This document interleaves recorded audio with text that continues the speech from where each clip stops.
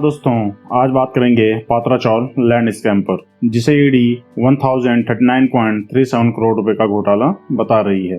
पात्रा चौल घोटाले से जुड़े मनी लॉन्ड्रिंग केस में ईडी ने 31 जुलाई की रात को शिवसेना नेता संजय राव को prevention of money laundering act के तहत गिरफ्तार किया और गिरफ्तार करने से पहले ईडी ने संजय राव के घर पर करीबन 9 घंटे और उसके बाद साउथ मुंबई के ईडी ऑफिस में 6 घंटे तक इस मामले पर पूछताछ की। ईडी द्वारा की गई इन्वेस्टिगेशन के बाद संजय राव को कोर्ट में पेश किया गया और कोर्ट ने शिवसेना सांसद संजय राव को ईडी की 4 दिन की कस्टडी में भेजा है, जिस पर जज ने फैसला सुनाते हुए कहा कि अब तक की जांच और उससे मिले तथ्यों को देखते हुए आरोपी की हिरासत जरूरी है, इसलिए आरोपी को 4 दिन की ईडी हिरासत दी जाती है। तो चलिए इस मामले पर शुरुआत से बात करते हैं और जानते हैं कि आखिर पात्रा चौल भूमि घोटाला है क्या। इस घोटाले की शुरुआत होती है साल 2008 में। मुंबई में गोरेगांव नाम से एक इलाका है सिद्धार्थ नगर, और इसी सिद्धार्थ नगर को पात्रा चौल नाम से भी जाना जाता है।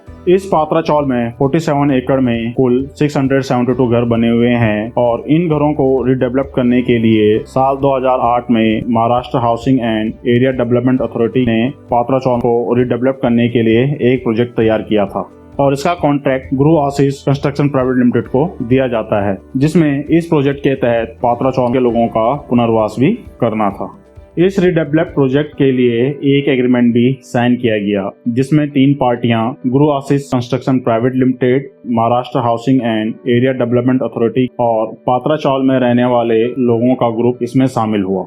इस एग्रीमेंट के तहत गुरु आशीष कंस्ट्रक्शन प्राइवेट लिमिटेड को पात्रा चौल के लोगों को 672 फ्लैट उपलब्ध कराने थे और साथ ही Maharashtra housing and area development authority के लिए फ्लैट डेवलप करने थे और बची हुई जमीन को प्राइवेट डेवलपर्स को बेचना था। लेकिन इधर 14 साल बीतने के बाद भी पात्रा चौल के लोगों को फ्लैट नहीं मिले और वह आज भी फ्लैट का इंतजार कर रहे हैं। इस प्रोजेक्ट के तहत गुरु आशीष कंस्ट्रक्शन प्राइवेट लिमिटेड को पात्रा चौल में रहने वाले लोगों को हर महीने किराया भी देना था, जब तक उनके पुनर्वास के लिए दूसरे घर न बन जाए। लेकिन GACPL द्वारा पात्रा चौल में रहने वाले लोगों को बस 2014 से 2015 तक किराया दिया गया था। उसके बाद किराया न मिलने पर लोगों ने शिकायत दर्ज की और इसके साथ ही पुनर्वास के लिए घर बनने में देरी की भी लोगों द्वारा शिकायत की गई।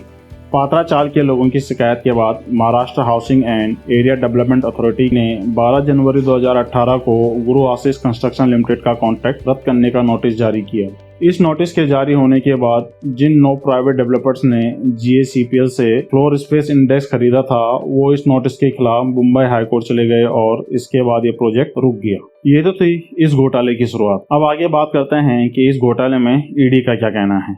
इस प्रोजेक्ट पर ईडी का कहना है कि प्रवीण राव, जो कि गुरु आशीष कंस्ट्रक्शन प्राइवेट लिमिटेड के एक डायरेक्टर हैं और उन्होंने अन्य डायरेक्टरों के साथ मिलकर Maharashtra housing and area development authority को गुमराह किया है। ईडी के मुताबिक प्रवीण राव संजय राव के भी करीबी हैं। ईडी द्वारा गुरु आशीष कंस्ट्रक्शन प्राइवेट लिमिटेड के ऊपर आरोप है कि उन्होंने फ्लोर स्पेस इंडेक्स को 9 प्राइवेट डेवलपर्स को बेचा और उनसे 901.7 करोड़ रुपए इकट्ठा किए और साथ ही इस दौरान पात्रा चौल के लोगों के लिए पुनर्वास के लिए एक भी फ्लैट नहीं बनाया गया और न ही एग्रीमेंट के तहत Maharashtra housing and area development authority के लिए कोई फ्लैट बनाया गया था। ईडी का यह भी आरोप है कि GACPL ने मेडोसा नाम से एक प्रोजेक्ट लॉन्च किया और इस प्रोजेक्ट के तहत फ्लैट की बुकिंग कराने वालों से 138 करोड़ रुपए एडवांस में लिए। ईडी का आरोप है कि GACPL ने इलीगल एक्टिविटी से 1039.37 करोड़ रुपए इकट्ठा किए। इसके साथ ही ईडी ने आरोप लगाया है कि प्रवीण राव और real estate company housing development and infrastructure limited से 100 करोड़ रुपए मिले और इन पैसों को उन्होंने अपने रिश्तेदारों, करीबियों और दूसरे बिजनेस में ट्रांसफर किया। ईडी का कहना है कि प्रवीण राव ने कुछ हिस्सा संजय राव के परिवार के लोगों को भी ट्रांसफर किया है। ईडी का आरोप है कि साल 2010 में प्रवीण राव ने अवैध पैसों में से 83 लाख रुपए संजय राव की पत्नी वर्षा राव के खाते में ट्रांसफर किए थे। ईडी के मुताबिक वर्षा राव ने इन पैसों का यूज दादर में एक फ्लैट खरीदने के लिए किया था। ईडी ने यह भी आरोप लगाया है कि महाराष्ट्र के अलीबाग के केहिम बीच पर वर्षा राव और स्वप्ना पाटकर के नाम से 8 फ्लैट खरीदे गए हैं।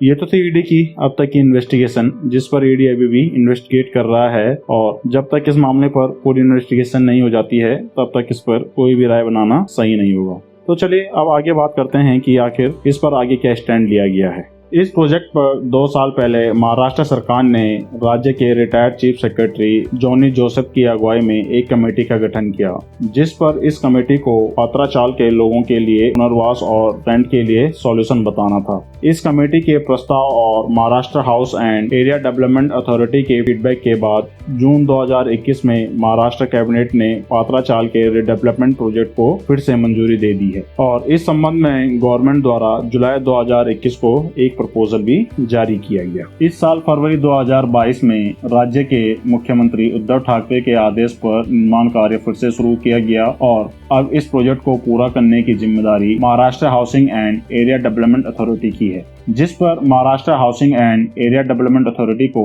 650 स्क्वायर फीट कारपेट एरिया में 672 फ्लैट तैयार करने हैं। तो इस घोटाले पर आपकी क्या राय है, आप हमें कमेंट कर अवश्य बताएं और वीडियो को अंत तक देखने के लिए धन्यवाद।